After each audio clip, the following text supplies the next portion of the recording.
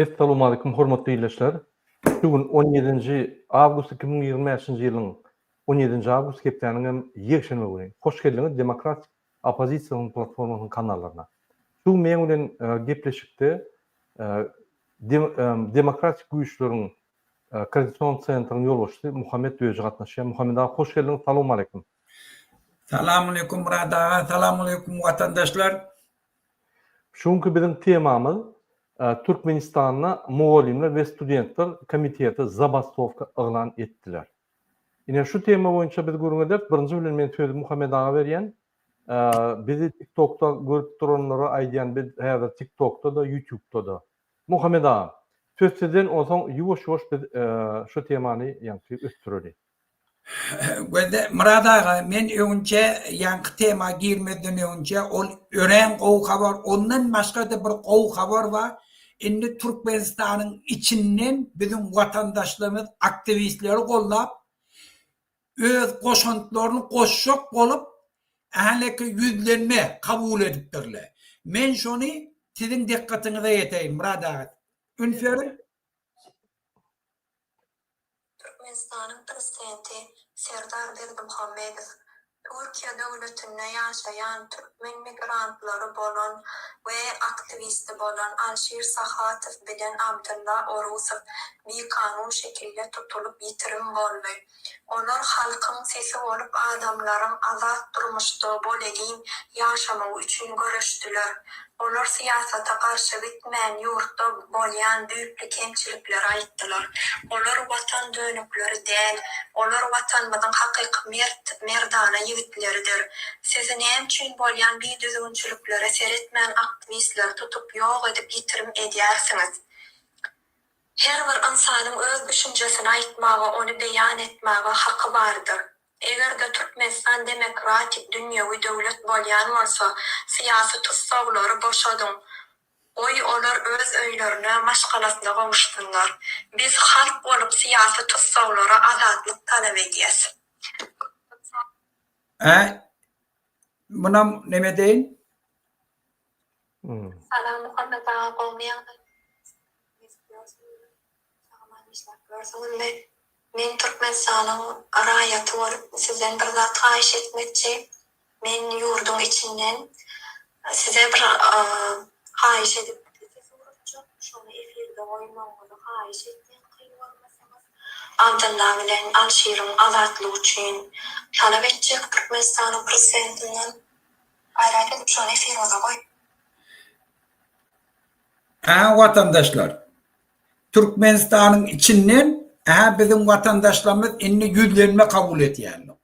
Inni halk billi, yeke tek yol baş, betbaxçylykda dinmaklyk, öz ýurduny eýe çykmaklyk, olan kanuny yol bilen öz hakyny beýan etmeklik. Daşary ýurtdaky aktivistleri gollamaklyk. Şonam ýurtda edip oturdy. İkinci hoş habar. Bizim vatandaşlarımız Türkmenistanyň içinde aktivistleri gollap Murad ağa men suratlar uğrattım sana. Gazetlerin üstüne şolon boşatmagyny dürli lozinkler bilen ýazyp başladylar. Gazetlerin üstüne ýazyp ýaýratýarlar şunu. Murad ağa görkez köpdir, ýaman köp şonu ýana.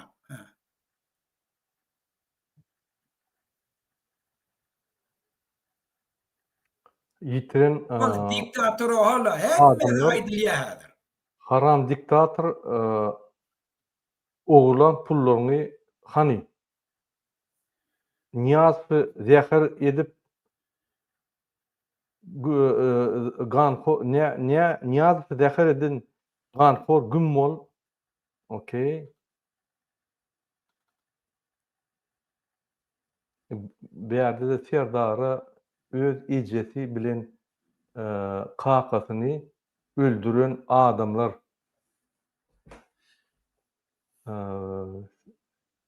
hemmäňiz gany tohum. Eger söýýärler. Gaty Şu däbi urly Murad ağa Türkmenistanyna. Tamam. Ünferim vatandaşlar. Kahraman aktivistlerimizin hareketlerinin neticesi. Biz daşary ýurtda näil agdyr bolsa, kahar gadaply hareket etdik. Ýurdun içindäkilerde olsan galyp başdy. Geke däligini bilýärler. izinle qorat bilecekliğimizi bilýärler. Hükümetin ejizliğine göz yetirýärler. Bir kanun yurtdolandırıp oturanlıklarına göz yetirýärler. Aha şu umumy halkın hareketine getirýär. Aha men şu ideýany ýene bir nemeni aýdaýynadyr. Indi şular görkek murada, ha?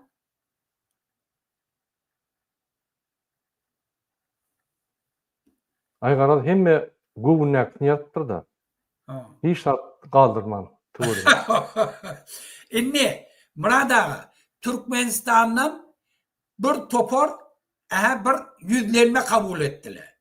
Halkı Zabastovka proteste çağırýarlar. Mugallamla studentler komiteti.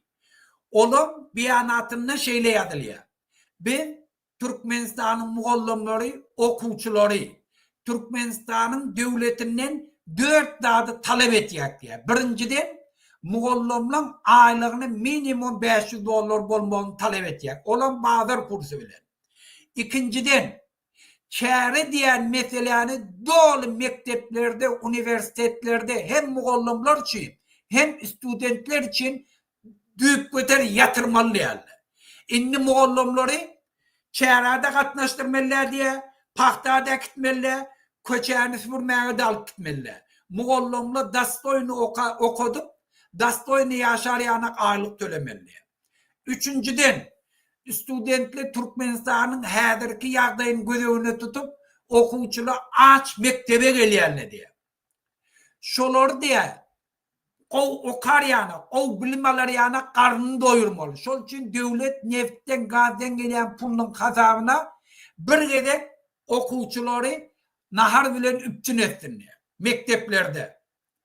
Dördüncü, Türkmenistan'ın formu ulu bir bela boldy studentlere, okuwçylara. Şo beladan bir dindarın diye. Okuwçylar indenmeýler, mektebe gitýärler, biz forma gerekke, formany dolu yatırın deyip talep etýärler. Muradaga inni şu üstünde şu beyanatında en tonuna aýtýar. Biz şu islegleri talep etmek bilen 1 sentýabrda okuw başlarına okuwçylar mektebe barıp klaslara girmesini talep etýärler.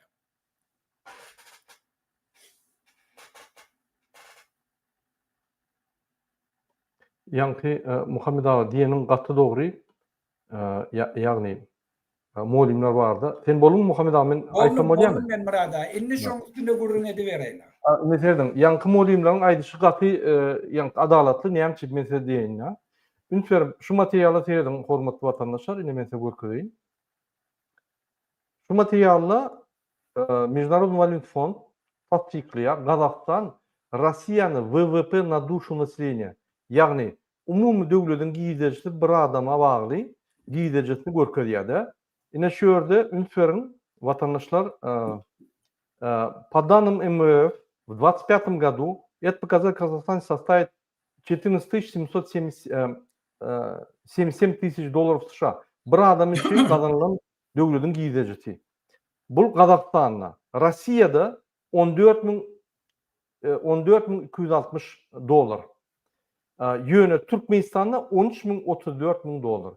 Yine şu $14.077 bilen $13.034 tapawdy 10%. Diýmek. Çünkü Kazakistan'ın ekonomikasy şuraya görkezçiler görkezýär statistika boýunça $14.077 her bir adama umumy gelýän giýdejiler ýa-ni döwletiň aýlanyş pullary. Ine Ünferinde Türkmenistan şondan 10% ýygy alýar. Ine terden muallimleriň aýlyklary Kazakistandan näýeli we Türkmenistandan näýeli Ünferin. Ine Kazakistandan bir minut. Ine Kazakistandan 200.000'den 500.000'e çelli aýlyk. Goý ortaça bahanalary 350.000. 350.000 olanna 545 kursu var Kazakistan termetinin. Takminan men ine hatap etdim, takminan $560 bolýar. Kazakistan'a ortaça muallimler $560 alýar. Türkmenistan'a 10% umum giýdejiler Kazakistan'dan pet bolsa, biz diýmedim diýenmizde $500 aýlyk almaly. Sen diýäninde Can we Muhammed Ağa, ýa-ni molimlaryň diýenine janma. Sebäbi Türkmenistanda orta çaylyk $500.000 $500 bolmaly. Şonky günde molimler $100-150 alýar. Olam hiç. Ol alýanam hiç. Etatly mesele onda däl. Etatly mesele şulary çäre geçirtmeli diýerler. Aýlyklaryny az berip zat kalmaly diýerler. Görgürler çağlardan alaýmasa nigiden alsyn? Mektep platyny, zanavetka, remont hemme zatyn götürmeli bolýar. Gurbanlyň hemme sadakalaryny togmaly bolýar aýlygyndan. Gurbanlyň hemme gazet jurnalyna ýazylmaly bolýar. Gurbanlyň kitaplaryny almaly bolýar. Gurbanlyň portretini almaly bolýar. Serdar kişiniňki öňe bir bolsa ýa-da 2 portret almaly. Gara muhty işleýär. Şoň üçin o görgüler çärden çäre gatnaýar. Baryp öz maşinalary bilen polisda dejurly bolýar. Muhammed ağa gülürdüň sen. Gidip ýa sledowatlary ýerine alyp gidýär, hepde bir iki gerek dejurly bolýarlar maşinany. Bu görgüli molimlary hem spesnaz etdiler, hem sledowatl etdiler, hem ýanky pajarny etdiler, hem köçelerde ýanky agyşlary nimetmeli, ýa kratkalamaly etdiler, hem klatyny gormaly etdiler, hem Ministersiýa finans etdiler, öz klatyny özüň ýanky äpçiketiniň aýnasyna çelli, zanaveskalaryna çelli, remontuna çelli almaly. Ve Gurbanulyň ejet etdiler. Gurbanulyň sadakatyna pul goýan adam. Gurbanulyň portretini alyp, Serdaryň portretini alyp, öz çağlaryna şo pulu eltmän, ýa şolary töleýär. Ýagny gazet jurnallary alyp, o ýerde de hökman suratda şu aýal maşgala ýa erkek adam molim almaly bolýar. Umuman istesen istemesen, korrupsiýa etmesen günüň öp bolanok. Sebäbi sen borjun köp, tölmeli zadyň köp, gizejiňem az. Molimler aýdýar, Muhammed ağa, Murad ağa, $60-70 düşýär. Ahir hemme zatlar aýdan $60-70 düşýär. Yüzem alamda ok diýerler de. Ine şu ýaly molimleriň ýagdaýy. Şondan bular inni ýadadylar. Molimler çağlara bilim berilen ok doly. Sebäbi ýagny çäreler ýyk ýaşlary. Şäherde ýanky Aşgabatda çäreler bolsa vilayetde de bar. Çäreler bolmasa paxta bar. Paxta bolmasa ýene bir zat bar, ýene bir gör bar. Ahir şolary okuw, ýanky okutmany mümkinçilik beren oklar.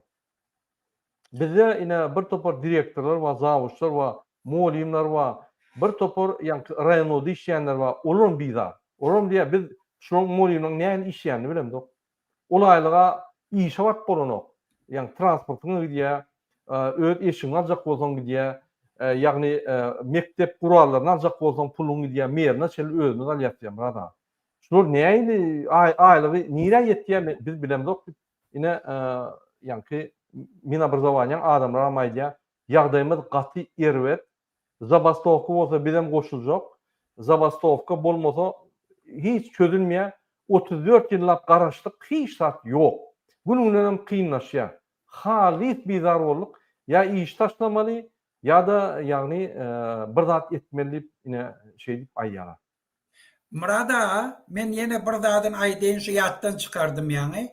Bula diýe biz gepleşige de taýin niýe. Eger döwlet şu meseleleri çözmek üçin gepleşik geçirecek bolsa Türkmenistanyň içinde şu studentler, mugallimler, pristavitelleri ýanky komitet biz gepleşik geçirmäni taýin diýerler. Eger hökümet taýin bolsa, bula gepleşige taýin.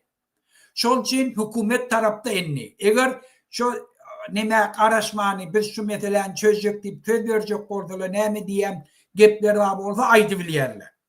Ekranda aýtyllar, o zaman ola baryp şu meseleni çözmek üçin şolar bilen gepleşjekler. Şol üçin bula çağırış etýär bütün mugallimlerden, bütün studentlerden hemmesine yüzlenip şu kararı kabul ettirler. 1. sentyabr institutlara barmaly, okul nemelerine barmaly, ýöne klaslara girmeliler. Ta şu mesele çözülýänçe. Ondan soňky deýismelerini, soňky beýanatlaryny ondan aglan ederler. Murad ağa, sen dogry zat bellek geçtin ýani. Türkmenistanyň çyndan kemsidilýär mugallim. Köçede çağaly görýär mugallimler köçe süpürip ýör. Näetdir şoňa hormat goýdurlar çağa. Näýli hormat goýdurlar. Haçana mugallim gelip hemme fokusyny okuwa vermeli, okuvçuları bilim vermeli, täze dünyadaki üýtgeçiklerden habar etmeli, abula bolsa paxta gitmeli. Bula bolsa studentlerden her bir karamzadançylyk bilen şolardan pul almaly. Ýani bir studentin nemesi var, videosu var studentka. Çıkış edip Wypsknoy'unda näme diye sag bol mugallim diye saylap okuvçulara saylama edip okuvçulara baha goýaryndan ne. Gözde inni şunu eline mikrofon alıp okuvçulara kıyırıya. Hey utanın mugallimle diye. Ola da çınnan utanıya inni mugallimlerde hormat almadı. Mugallimler har ettiler. Mugallimleri oğru cinayetkar ettiler. Mugallimleri imandan, vicdandan ayırdılar. Inni mugallimler okutacak olarak nähili güzranını görmeli, kimden nähili pul alıp bolýar diýip şoň ýolunyň uğruna pikir etýärler. Şol üçin watandaşlar, mugallimliň problemasy biziň hemmemiziň problemamyz. Şol üçin mugallimleri gollaýlyň. Eger okullarda, okuw mekteplerine, universitetlerine viziyatka aýrylsa, okuvçular öz bilim boýunça hemme ünsünü okuwa berseler, hem bizim yurdumuz öter, hem bizim çağalamır üstünlükli okullarını oturup öz hakiki orlaryny taparlar. Eger şu däbi, şu zady yurdun içinde bir karar edip bilsek, hem yurdumuz ötürler. Indenmeýlek bizim mektebi kotaryan çağalamız kefeki yurtlarda kösenlerle. Dün bir video gördüm. Ortaýatda şun, Murada men taňa da uğrattım. Moskvada Türkmen immigrantlaryny tutup, o frontda yesip tutan ýanak ýerde oturdup, vurup, genjip, azar berip ýörler. Şu güne bizim ýaşlarymyz düşmeýär. Şol üçin bizim ýaşlarymyzyň ykbaly şu mugallimler gollamakda. Gelin watandaşlar, hemmemiz bir agızdan mugallimliň isleýlerini kanatlandyrar ýanak döwlete baş edeýlik. Mugallimliň şu beýanatyny gollaýly. Studentlerini közenmesin. Studentler baha almak üçin mugallimliň ýanyna yatıp durmasın mugallimler bilen. Mugallimlere viziyatka berjek bolmasynlar. Okap almaklarına, bilim bilen baha alýanlarına gene de anam döredeylik. Okusunlar, bilim alsınlar, östünler, yurt östürsünler. Doğru diýen Muhammed ağa. Menim goşulýan sebäbi biz diňe mugallimlaryň köpden beri aýdyp gelýän zadyny häzir jemläp aýtmadyk. Şu zabastovka çyksalar biz hemmemiz gollar. Mugallimler bize nesliniň geljegini terbiýe berýär. Geljek nesillerimize. Geljek nesillerimize bilim berýär. Eger şu günde mugallimler şonu edilmese, şondan köçelerde çağlar, eýýäm ejende plan edeýin, tertip ýok, terbiýe ýok, bilim ýok. Diňe gurban bolyň, itde boýunça gurban bolyň, arkadan zamanyň ilatyny öwrülýär. Geljegimiz, nesilimiz. Olum hiç sada goşulman, hemen kop ýören ýanky adamlaryna emele gelýär, şoňa barýarlar we gurbanyny arkyn biziň baýlyklarymyzy ogurýar. Ine haçanda biz watanymyz diýenmizde hökman şu ata-babalaryň goýup giden ýanky bize goýup giden watany biziň çağlarymyz, biziň maşgalamyz, biziň dogunanlaşmamyz gözüňe gelýär. Biziň ýerlerimiz, öňüp ötün ýerlerimiz, watan diýenmizde. Ýöne şu watan diýenmizde hiç wagt gurbany guly we serdar gözümüziň öňüne gelmediler. Näme üçin? Olar watan näme? Olar erti ölküse watan öleni ho. Olar ýöne wagtlaýynça bizden fetlerimizi ogurlap, halkyň ine itdegi boýunça taýlanan adamlar diýip ýanky pul ogurlap getipýärler.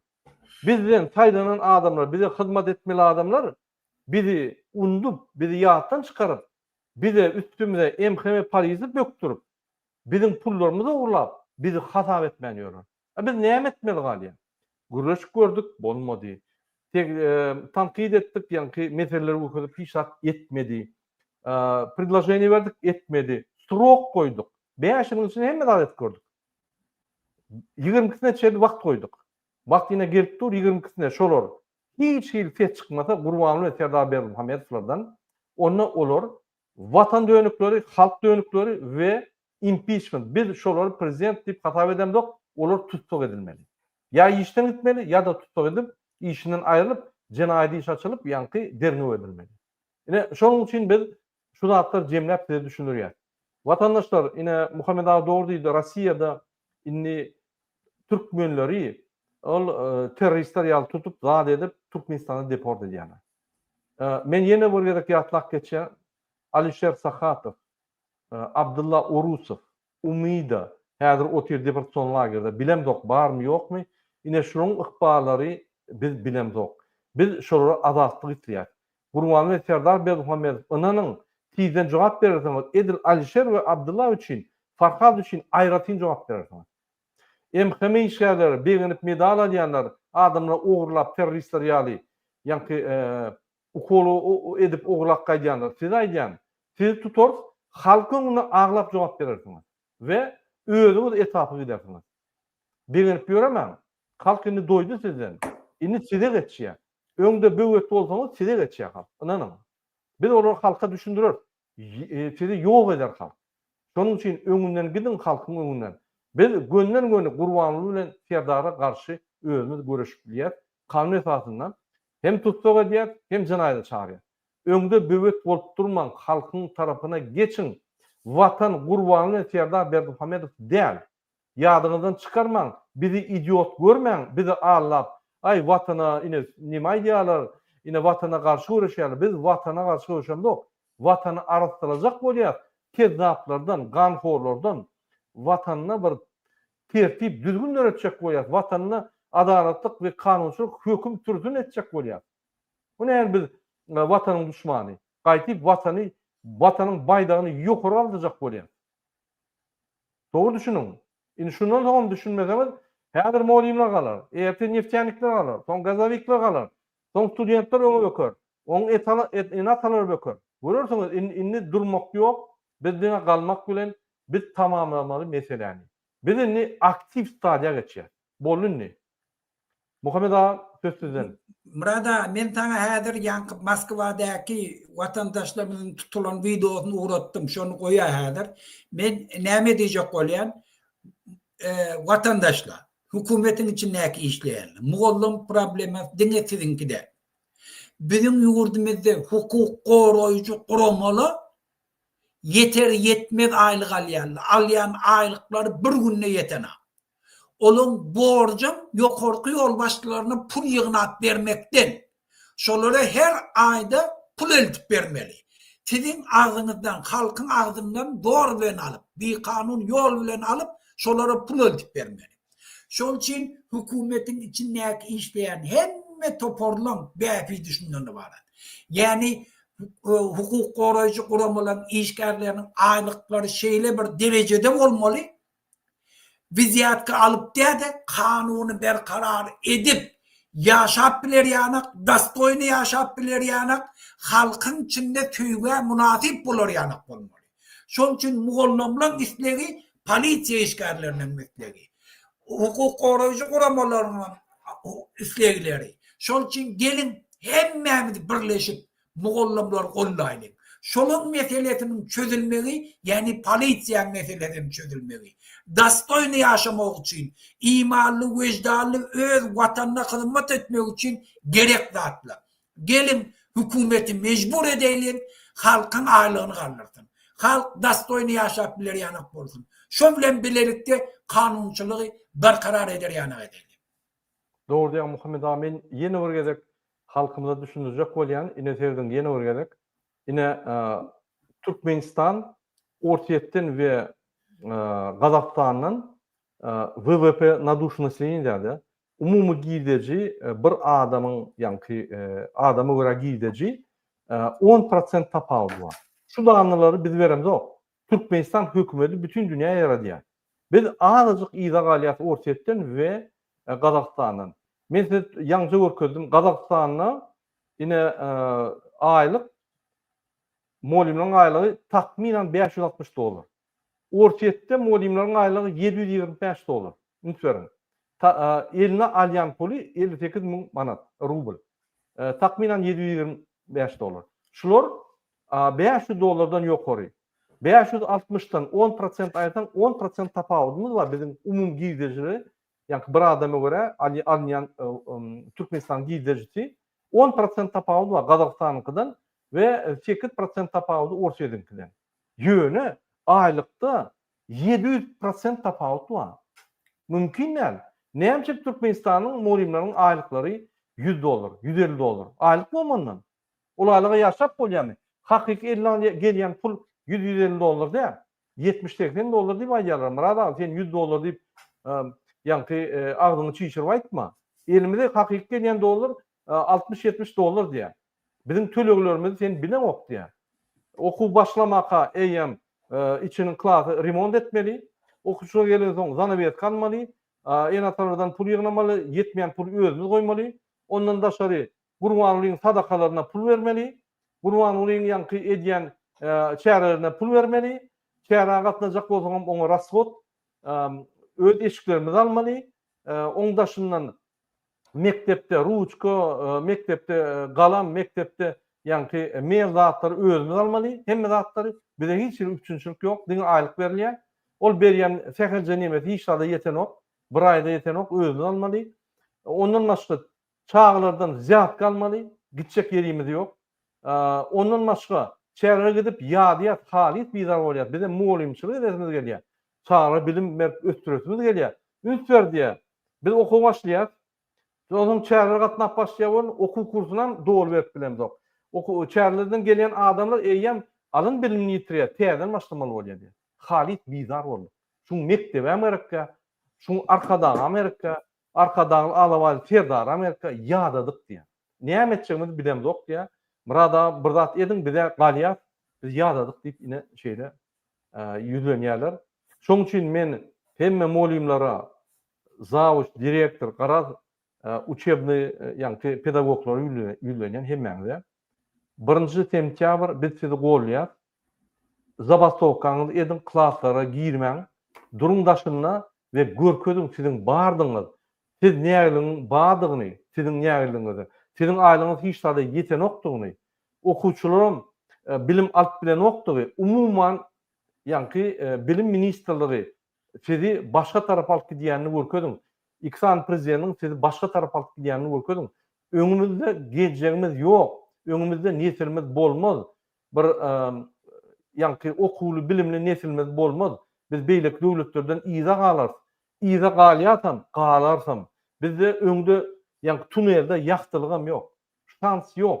Ine şu iksany ataly oğul gyzy aýyrmasak şans ýok. Bular eýem adamlar Türkiýeden ogurlap başladylar. Russiýadan deport et başladylar. Bular wara halka garşy usilne görüş başladylar şu ataly oğul gyzy. Muny näme diýjek Muhammed ağa? Şu videonu koyun häzir ortaýetdäki.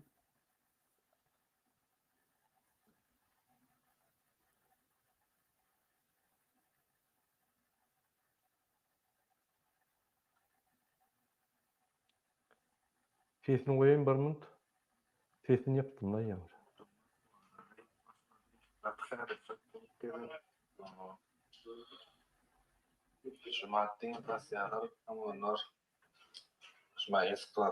Bizim yaşlarımızın günüşü, ece kakalary, hostaglar, ayarlaglar, sevedim.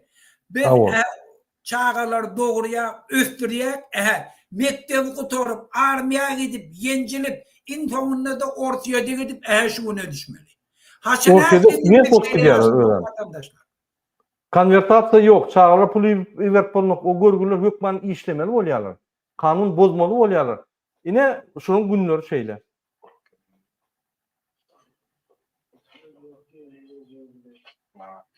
Şunu öýlenmeli, durmuş vurmaly, ýurdunyň hyzmatynda bolmaly, ýurduny ösürmeli adamlar. Türkiýede kemsedip, vurup, genjip, eýesiz adamlara öwürdiler. Bir topar kul öwürdiler haramda adamlar. Gelin şuna din eýleň watandaşlar. Gelin indi gollamlar gollaýyn. Şu hereket bütün halk hareketine öwürsin. Goýun şu ýol bilen eger hökümet gollamlara jogap bermese, isleglerini ýerine ýetirmese, divaresin öňüne baryp şu beladan ýurdumy dindireýli. Nefsine magryýan Muhammed Ağa şoýal ýaş olunlaryň Bu Başı üstü. ağlasın ne yani? bulundy. Böyle onda bol oturuşlarını. O orta asırda şunu yanaklıya kullu. 21. asırda Türkmenistan'ın grajlarını Türkiye'de şeydi otel. Bir adam de Masrava yedi otel. Ödüm bağ yurt. Haramdadı günle arkada şehrin vuruyanı 10 tane daşarı yurtun getirecek olup bütün oğlanı tatilçiliğe çekiyen, halka azar verip kudap veren haramdadı.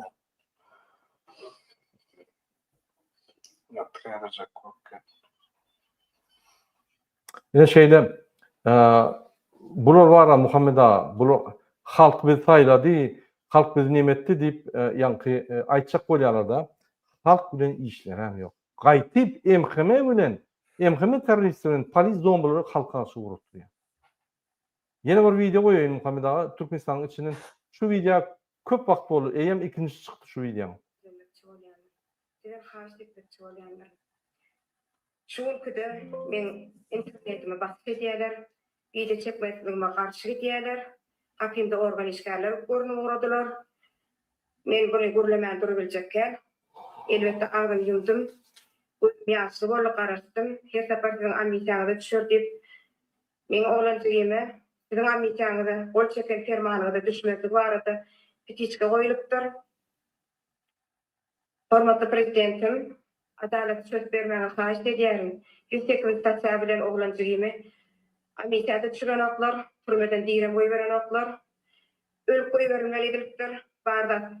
Barda Qurban berdim Hamed bire beren jaý, sowgat jaý üçin edilýän oýunlar.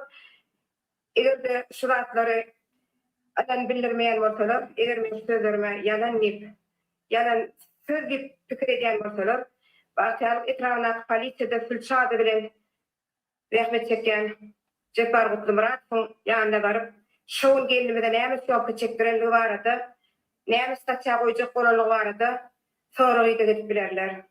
Bahçalyk etrafyndaky Batır Urar prokuratura oňa bu işde eliniň madygyny, Jeparyň bu iş alyp baranlygy barada soragyda edip bilerler. Serdar Berdimuhamedow, arkada prezidentim, arkamda siz duralsyňyz.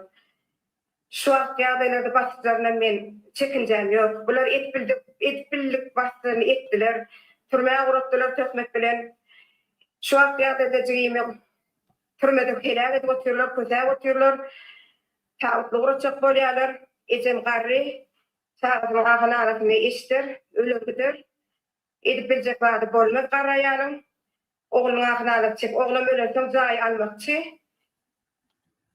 Mehriban prezidentim, adresahım, şükür barsynyň öbe gönüni halat etmek üçin ýaragy onuň aýdyn taýda dutary bolupdyr.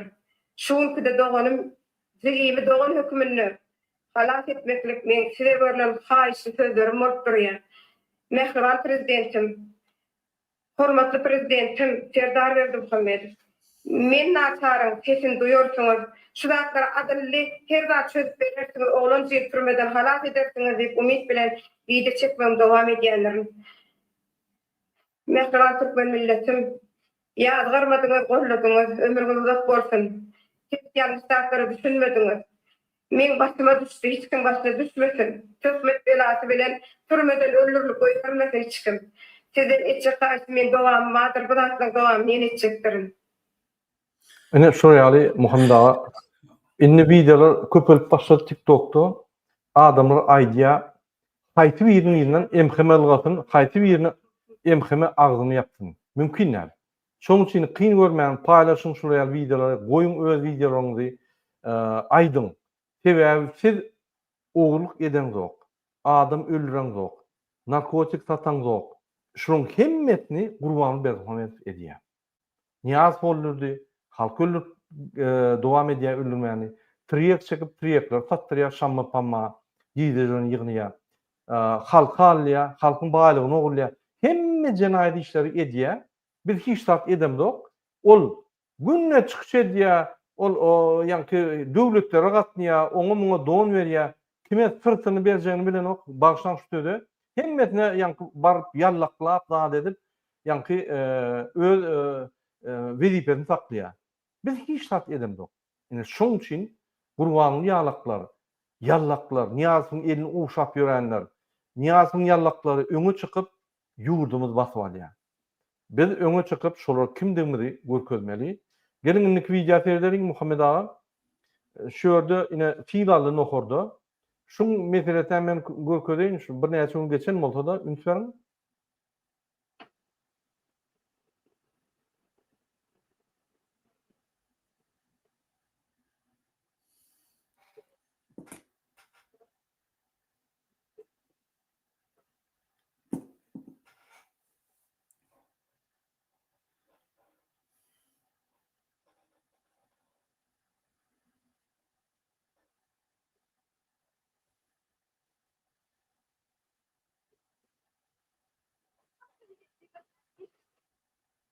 Ine Muhammed ağa, şu ýaly filalda hany prezident?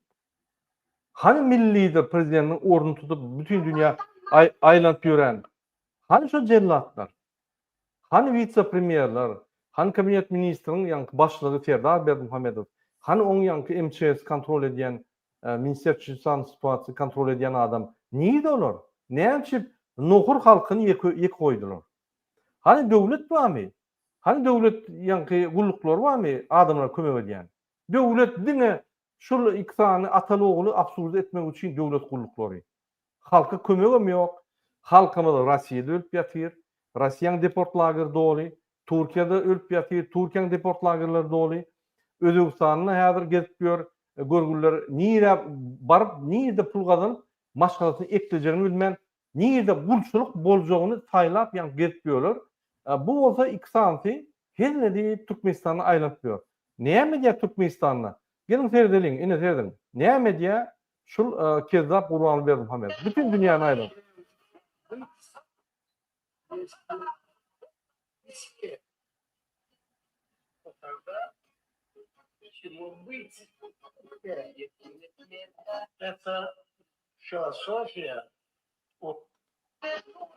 Ine şuraya alayım. Mumu seyret Muhammed ağa näme diýär? Hacı arkada näme diýär? Gahryman arkadagymyz Şeyhulislam Allah şükür Paşazade Türkmen donuny hem namazlaryny sowgat berdi. Kavkaz musulmanlarynyň idarasynyň başlygy Türkmen hoşarlygyny beýan edip, bu sowgaty iki dogany halkyň arasyndaky hormat sarpan musan hökmüni kabul edýändigini aýtdy. Bu şuk tamamlanandan soňra Türkmen halkynyň milli lideri, Türkmenistanyň halk matbagynyň başlygy Gahryman arkadagymyň hormatyny Kavkaz musulmanlarynyň idarasynyň başlygy Şeyhulislam Allah şükür Paşazade'nin adından gün ortağınlık nakar verildi. Nakardan soňra Türkmenistanyň müftisi aýtdy okudy. Bu ýerde beýik bir wardan Türkmen we Azerbaýjan halklarynyň arasyndaky dostlugyň dowam bolmagy, olaň hebisi abadan durmuşda ýaşamaklary dile edildi. Gahryman arkadagymyň Ine bu ýurtlar aýlanyp, donlar padarka berip kepşip getýär. Ine başga bir ýol bolsa bolsa da, bir ýere gidenne, eger nohur owasyna ýaly bir fiil alyp bardak bolmasa, öz vizitini durdup, günü öýe aýdyp, şöýde göýürüp, ýa hökümet işgärleri bilen adamlar kömek edip gezerdi. Onda milli lider boldy. Bu kim? Kim şol adam? Men şu statusyny demek kim?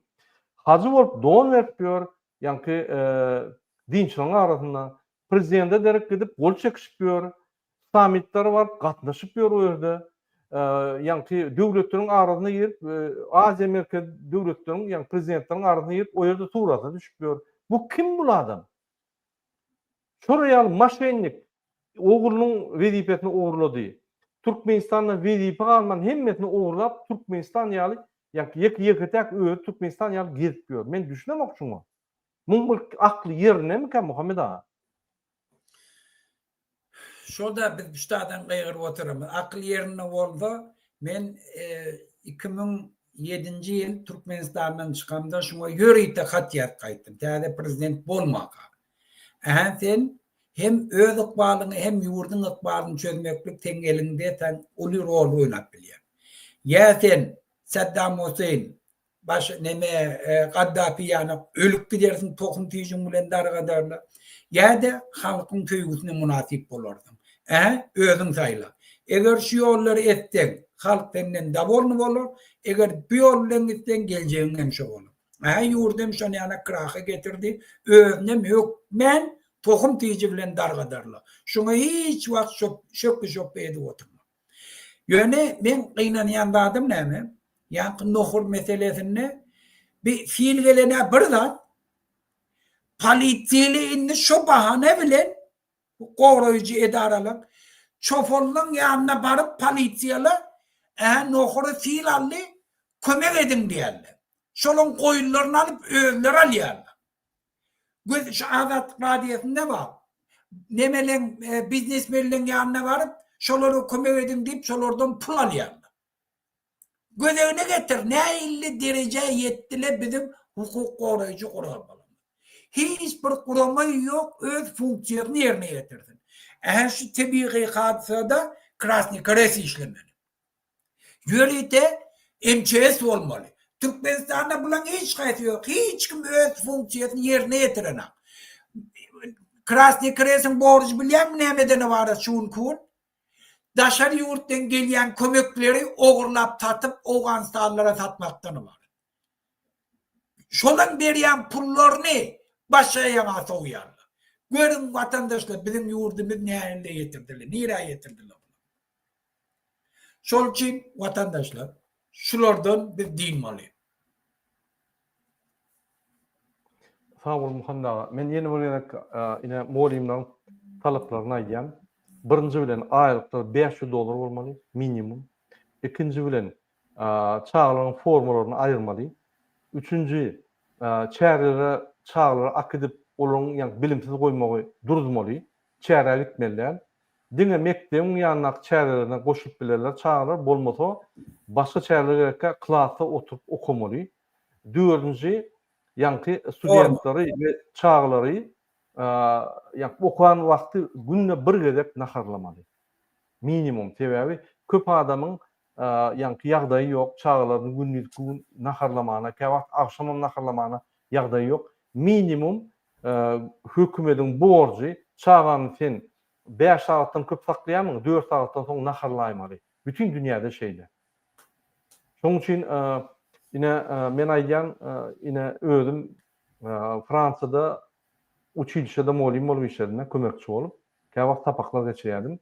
Şo yerde stalovoy var, self adı. Self'a baryan her kimin kartçıkası var, yani kartçıkadan geçip bir nimedip aparattan geçip nahariya o yerde birinci ayı o yerde ikinci yani salat ve desert var ve o bir içilen su var. Yani ya kampot ya yeni burada.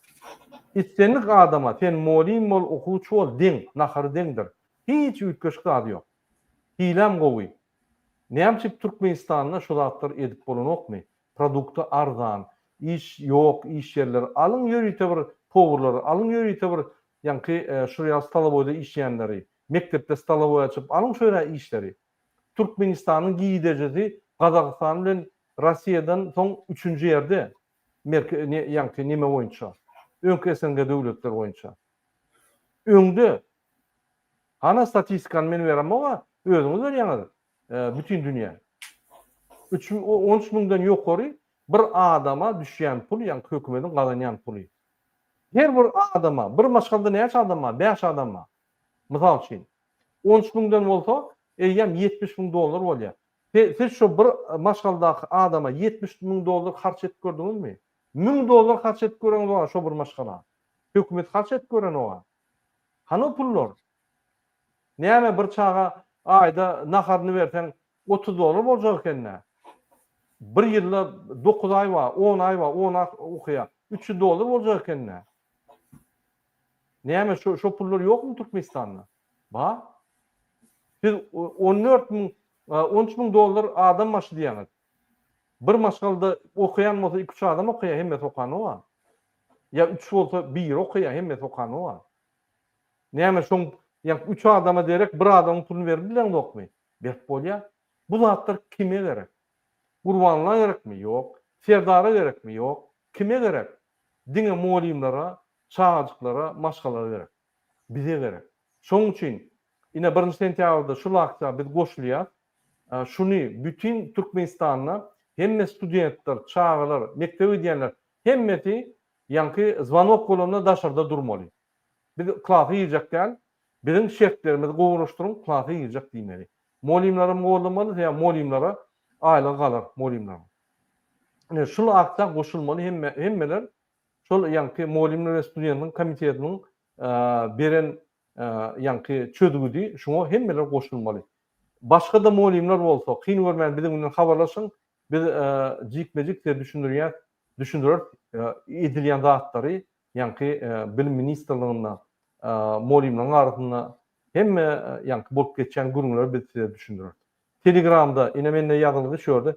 Telegram adresim Sabaçka Kurbanov MK. Telefon ine şunna WhatsApp'ta jaňa döwletiniz ýa Telegramda jaňa döwletiniz. Habarlaşyň biziň bilen biz size kömekler ederiz. Muhammed ağa söz sizden. Borlumrada şu men häzir ýene bir çykyş bardyr. Oňda gatnaşaýly aktivistler çykyş etýär. Bolýar. Häzir biz bir näçe wagtdan aktivistleriň üýüşüp bir Zoom geçirjek bolýar. Alişer Sahat bilen Abdullahny gollap, men ýene bir ýere gaýtaratym edýär. Alişer Sahatova, Abdullah Orusowa we Umyda Bekçanowa azatlyk talap edýär. Türkmenistanyň hemme siýasy tarapyndan tutulan adamlar azatlyk talap edýär. Olar narkomanlar, olar owrlan okýşady, olar hökümetde işlän ok, olar adam öldüren ok, olar narkotik satan ok, olar terroristler de, olar adamlaryň haklaryny gorap, öz haklaryny gorap çykan adamlar. Egerde konstitusiýa boýunça konstitusiýany gollap çyksaň, sen ýanky sen türmäge batýar. Egerde sen şu Türkmenistanyň ýanlyklyk edip pul ogurlasaň, onan paýlaşsaň, sen medal alýan. O näme döwlet bolýar? O näme ýanky döwlet hökümeti bolýar? Beýle bolmaly, hiç ýerde ýok bular ýaly. Minimum prezident soňuny ýanky şu zatlar halk bilse prezident reaksiýa bermeli. Şol motiv aglyna suwalyp kaqadam aýda sokulma diýip. Hemmeler maňa pul getirip berýär, sokulma diýip. Ine Türkmenistan. Şu Türkmenistanyň biz 3-nji respublika urmaly, halkyň konstitusiýasyny kabul etmeli, halkyň hökümeti saýlamaly we Türkmenistan beýlik döwletleri ýa-da açyk sivilizasiýanyň içinde ötmeli. Biz bilimleri gowlaşdyrmaly mekteplerde, institutlarda, biz muallimleri terpatgatowka edip östürmeli. Biz ýylda 50 tane minimum türkmenleri Garwardda, Oxfordda hökümetiň hatawyna uğratyp, şol adamlar gelip 5 ýyl minimum hökümetde işlemeli. Eger bizim hökümetimizde her ýyl 50 adam gelip Oxfordda, Garwardda oturan goşulsa, bizim durmuşumuz, bizim Türkmenistanyň zdyryf edýär. Dünýäde ýok şu ýalda. Biz şonu edilýär. Ynanyň opozisiýa, demokratik opozisiýa size diňe bakty duruş ködürlüyor. Dine öňe gidiş ködürlüyor, başa da ködürlenmek. Muhammed ağa tamamlaýyňyň. Molya. Ruhsat berýäňiz. Innik gepleşikler çel hoşta bolun. 21:30-da Türk wagty bilen şu Zoom çykyş bolar hem aktivistler ýygnanyşyp Alişer Sahatov we Umyda Bekçanow we Abdullah Orusow golarlar. Goşulun, gollap berin we öz durmuşuňyzy, öz geleceğiňizi kesitleň. Hoşta bolun. Sağ olun.